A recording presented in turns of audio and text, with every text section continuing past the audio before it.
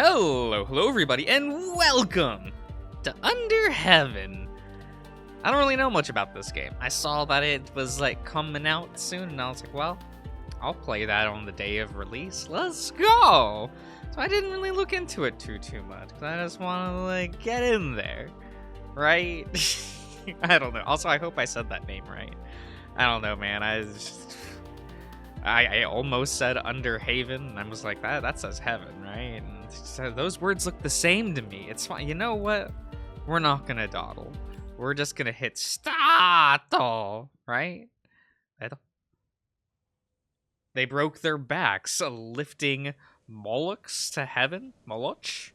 Pavements, trees, ratios, tons, lifting the city to heaven, which exists and is everywhere around us, about us, sorry. Howell Allen Ginsberg? Is that real? Is that a real quote, guys? I am illiterate and have not done like the readings that everyone says like, oh, you didn't read this book? And I'm like, a book? I've never read a book. What do you take me for? You know? Oh, this is such a very different UI. Whoa. It like stretches all the way. That's kind of neat. The sun got turned off a couple hours. Turned off? The sun? Okay. Sorry.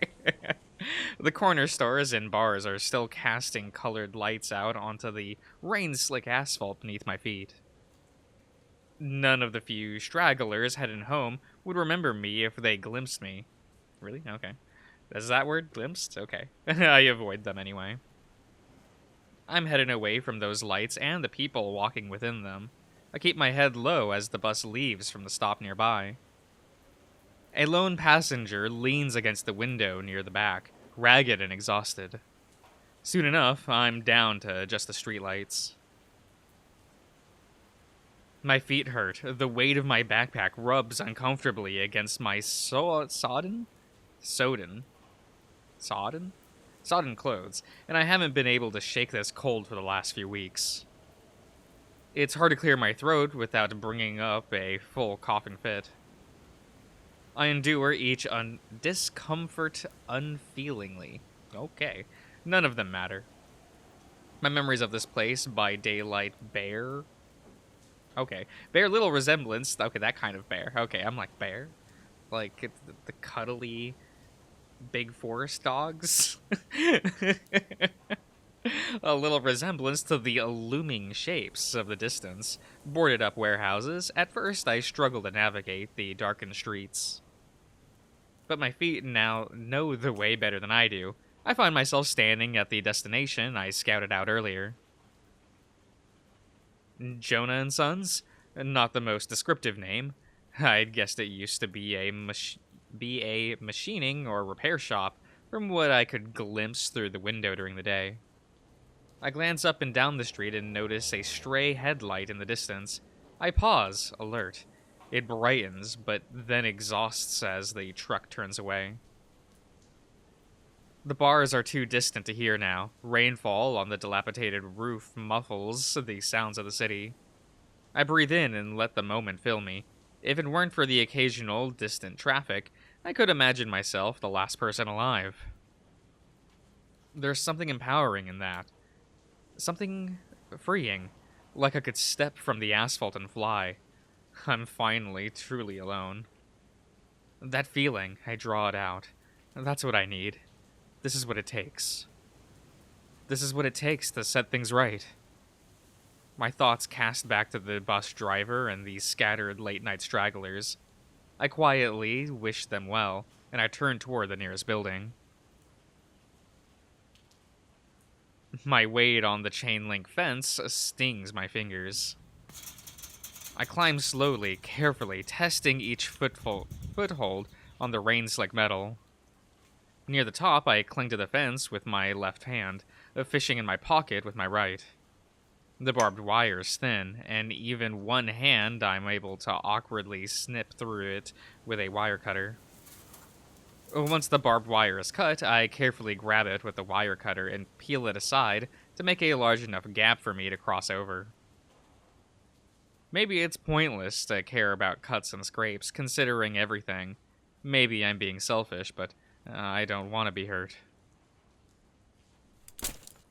The fence is low enough to jump down from, but the impact is heavier than expected, and I stumble.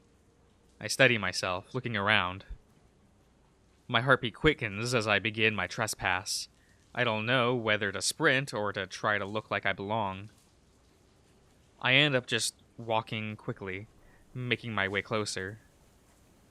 I'm sure that I'm alone, that's what it says, but I can't help but hold my breath, as if the slightest sound will betray me. Fortunately, my memory ends up being good enough to find the entrance. I slip through an unlocked door, creeping into the abandoned glooms of the other side. My search is short. The faint streetlight glints off something metallic in the corner. I feel around, fumbling over the brickwork, and manage to find its unnatural shape. An abandoned exchange port, miraculously still alive despite the surroundings. I sling my backpack down against the wall and kneel. The wall port on has no cord, but I wasn't expecting one. I take my own from my bag and plug it in. The metallic weight on the other end sits heavy in my palm. It's an ugly, crude, and purposeless thing, save for this. I exhale, bringing the other end of the cable up to plug into the machine port. The matching port at the base of my skull. As soon as I seat in the port, that's what that says. Sit? Seat? Yes. The lock automatically engages with a metallic click. I'm ready to begin the work. Whoa. Okay. There's a familiar momentary vertigo. That is what these words are. As the connection begins to form, I pause at login, holding the process at bay, and idling in standby. It almost itches, the firmware embedded in my spine thrumming in readiness to bridge the gap and bear my consciousness outward. But first, there's one more law to be broken. It feels abrupt and wrong for the last of my savings to be sent on something so insubstantial. How much labor and hardship went into the purchase of that flicker of code that now waits, hungrily to act? There's nothing for it. I realize I'm holding my breath as I initialize a second process, letting it overwrite my firmware. My heart beats as the silence stretches. I force myself to let the breath out. There's the slightest hint of raising. Animal panic. How long will it take? Is it even working at all? What if... Aw, that's a lot of errors! A flurry of warning messages project into my vision. I'm almost startled, even though I expected them. It worked. Then... Good, I dismiss them. From here, there'll be no turning back. It's time. The last item I recover from my backpack is a plain tarp. The sort of thing that nobody would glance twice at in an abandoned building like this. I throw it over myself, wrapping myself in it loosely, and lie down to nestle up to the wall, about as comfortably as I can. It'll buy me time. The time is what I need. My breath is hot and humid in the plastic until I make a slight opening. I think I can hear my heartbeat, but it's probably just nerves. I close my eyes. I guess I won't need them anymore. I lay there for a moment, the rhythm of my body unnaturally loud. I wait for a feeling to come. Resolve, when it arrives, doesn't lift my spirits. Resolve is a dull and heavy thing, but it's mine to hold. It holds me in turn. A canvas arms enfolding me, and ushers me gently downward. Okay, we're gonna descend. The connection opens, my breath catches. I wish... Yeah, under heaven. Oh.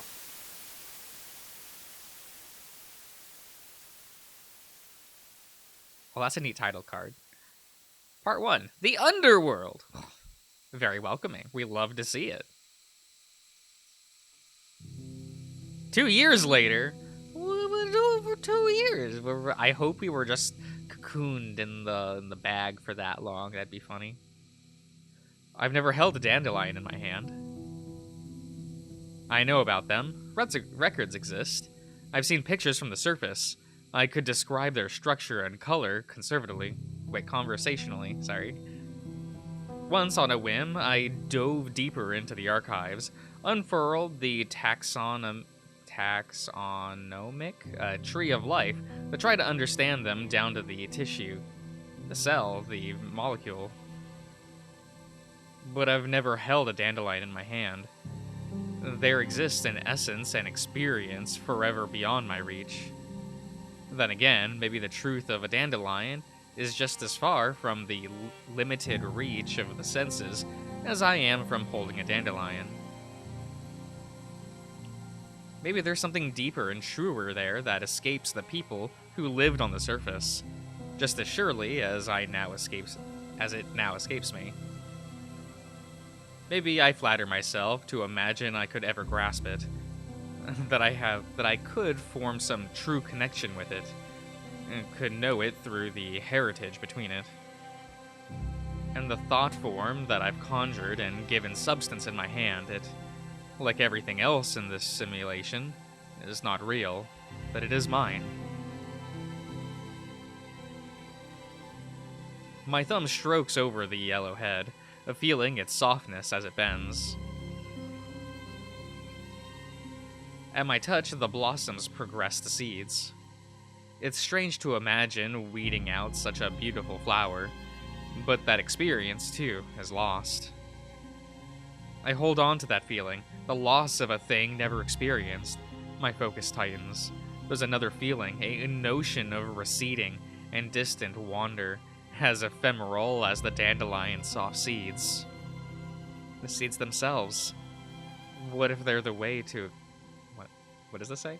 What if they're the way to express it? Okay. Express just was not there, guys. I could not interpret that word for a second. What if they retained the flower's brightness, caught and held that golden light as they floated on the breeze? My thumb brushes the head once more, the placid gray brightening. Huh. I think I like it. It's a start, at least. I exhale. For its own sake, as breath is unnecessary in this place, and let the seeds blow from the stem and drift. My attention leaves my body and drifts with them. Yellow loses itself in the glowing sunlight, gold drifting in gold. Some several hundred feet away, a seed alights on an unexpected arrival. A stranger. I can't feel too much for him. Curiosity?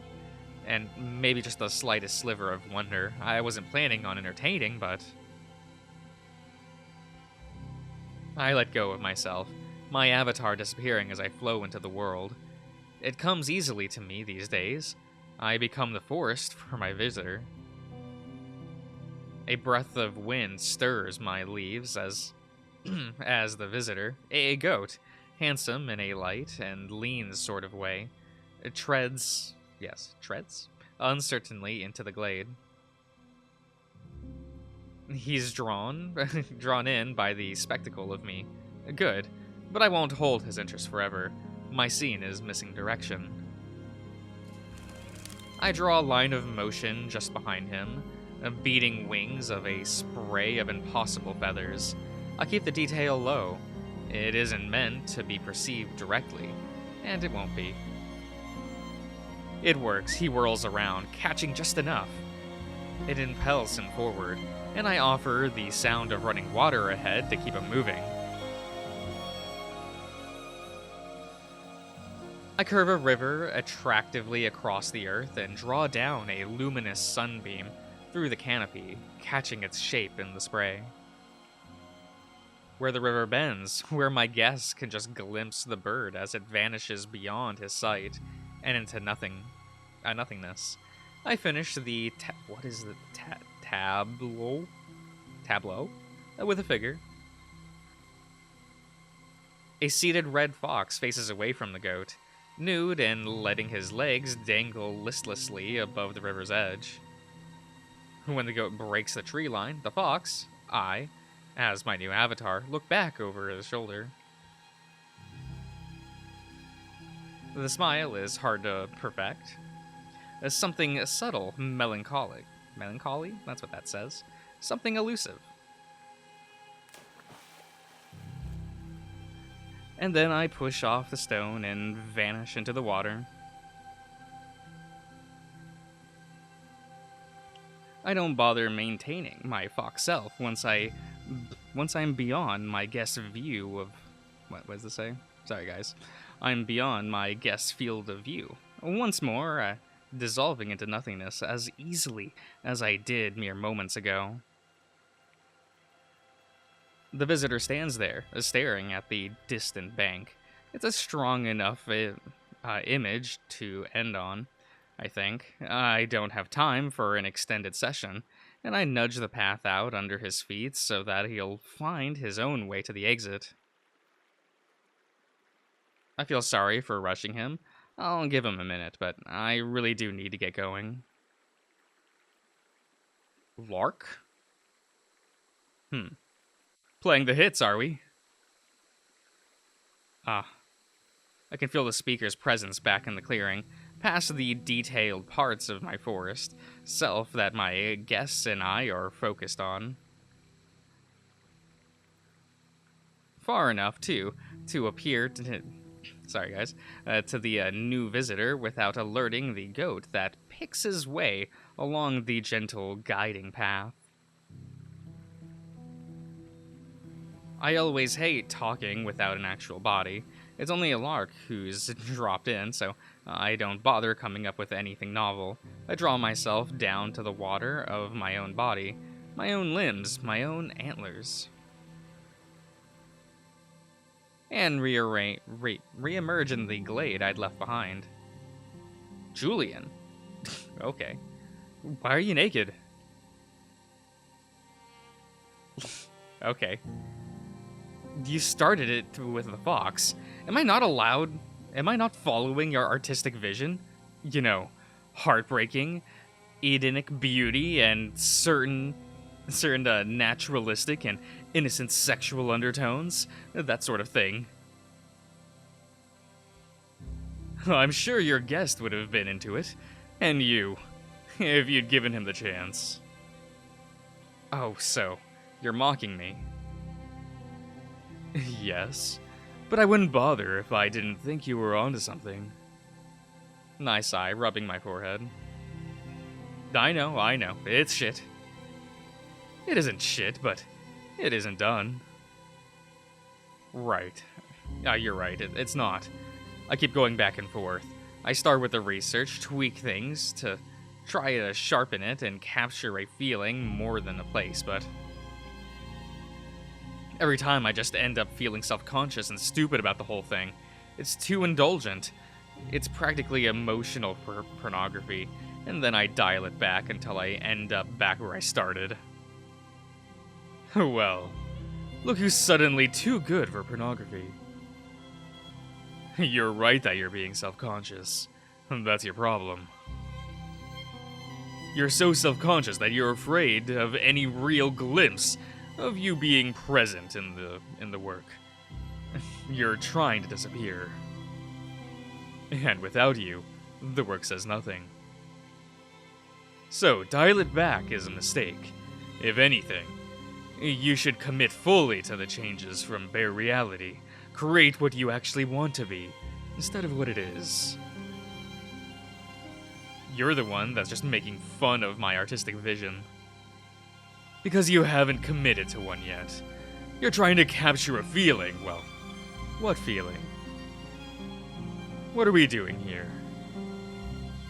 What do you actually want? I leave their question hanging in the air. The distant wow, I cannot read this word. Susurration of insects unheard in living memory covers my silence. The reconstructed memory of sunlight, which I have never left, warms my fur. I get a system message indicating that our unnamed guest has left my instance. I don't know. You will. If you're willing to put it to work. Put in the work, sorry. Can't just snap your fingers and stun the world with your virtuous that easily. Wait, virtuosity? Virtuosity? Can't words right now. Yeah, well, whatever. I need to get to work. Catch you later. See you around.